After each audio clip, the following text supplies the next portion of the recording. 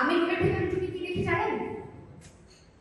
আমি রুমের ভিতরে ঢুকে এমন মানুষ দেখেছি যারা এভাবে করে দাঁড়িয়ে ছিল, হাতের এখান থেকে মাংস নাই।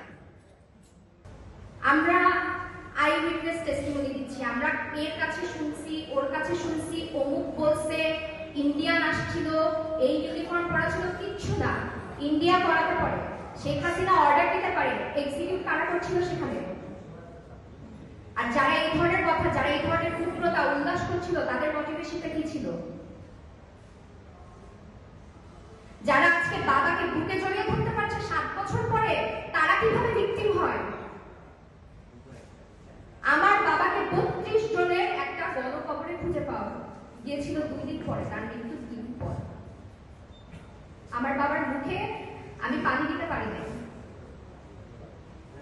আমার বাবা একটা গোসল পানি মৃত্যু করে।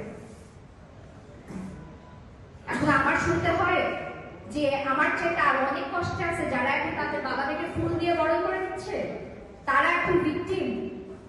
লাশগুলো যখন বের হচ্ছিল, ম্যানহোল থেকে পাওয়া যাচ্ছিল, বুড়িগঙ্গায় ভেসে আসছিল, আমার বাবার লাশ কখনো পাওয়া যায়নি। আমার বাবার লাশ যখন পাওয়া যায় 32 জনের একটা বড় গণকবরে, তার আগ পর্যন্ত বিডিআরের যে গেটটা, তার সামনে আমি একটা 2 লিটারের বোতল ছিল আমার কাছে। ওখানে যারা সাংবাদিক ছিল, মানবাধিকার কর্মী যারা ছিল, তাদের থেকে আমি বোতলের মুখখানা নিয়ে এইটুকু একটু করে পানি নিচ্ছিলাম সবার কাছ থেকে। আমি বলছিলাম যে আঙ্কেল, 2 দিন ধরে আমার বাবা মনে হয় কোথাও আটকা, তিনি মনে হয় কোনো কিছু খান নাই, তিনি মনে হয় পানি খান নাই। এবং এটাই আমার কাছে সহ্য করার মতন একটা ব্যাপার ছিল না, যে আমার বাবা পানি না খেয়ে কোথাও আমার মধ্যেই হয়তো আটকা আছে। কারণ আমি ভিতরে আঙ্কেলদেরকে দেখছিলাম, তাদেরকে অনেক মারধর করা হয়েছে, অনেক নির্যাতন করা হয়েছে, ভয়াবহ নির্যাতন করা হয়েছে। এবং that was the worst case scenario আমার চিন্তার মধ্যে, যে আমার বাবার সাথে হয়তো এরকম কিছু একটা হচ্ছে। আমাদেরকে যখন কোয়ার্টার গার্ডে নিয়ে যাওয়া হয়, আমাদেরকে একটা রুমে প্রায় 70 থেকে 80 জন মানুষ আমরা ভিতরে ছিলাম। এবং যেহেতু ভিতরে আরো অনেক মানুষ ছিল, আমাদেরকে শুধুমাত্র ধাক্কা দিয়ে ঢোকানোর জন্য আমাকে পর্যন্ত তারা মাথার পিছনে বন্দুকের বাট দিয়ে মারা হয়। আমি পিছনে লাথি খাই, বুটের লাথি খাই।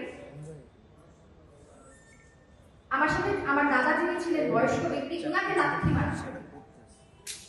আমার মা আপাতত মস্তক আবায়া পড়া ছিল, আমার মাকে শুধুমাত্র সামনে দেওয়ার জন্য, 2 জন আন্টিকে সামনে দেওয়ার জন্য, আমার বাচ্চা ভাইটাকে সামনে দেওয়ার জন্য ওনাদেরকে সামনে ছেড়ে দিয়ে আমাদেরকে পিছন থেকে রীতিমতো ক্যাটেলের মতো, পোল্ট্রির মতো আমাদেরকে একটা রুমে ঢোকানো হচ্ছিল।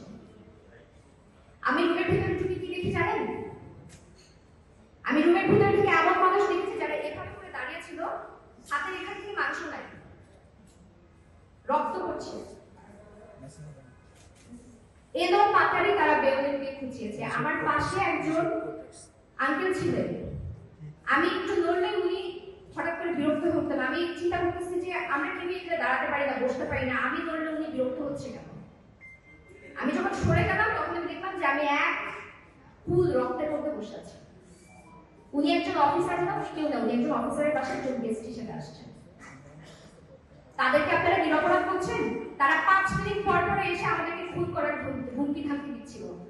গ্রেনেডের রিং খুলে তারা সেলের ভিতরে ঢুকে দেওয়ার চেষ্টা করছিল। তুই ছাড়া একটা কোনো কথা বলেনি। 36 ঘন্টার ভিতরে বাচ্চা ছিল, বৃদ্ধ ছিল, অফিসারদের বাবা মারা ছিল, ছোট সন্তান নিউবর্ন বাচ্চা ছিল, কারণ কেউ এক ফোঁটা পানি খেতে পারে না। ডায়াবেটিসের রোগী ছিল, হাইপোগ্লাইসেমিয়া হয়ে পড়ে গেছে। আপনারা শুধু মনে করেন যে যারা খুনি শুধুমাত্র তারাই অপরাধী। আমার রাতের বেলা আমরা বাথরুমে যেতাম একসাথে, আমরা একা বাথরুমে যেতে পারতাম না, আমরা দল বেঁধে বাথরুমে যেতাম।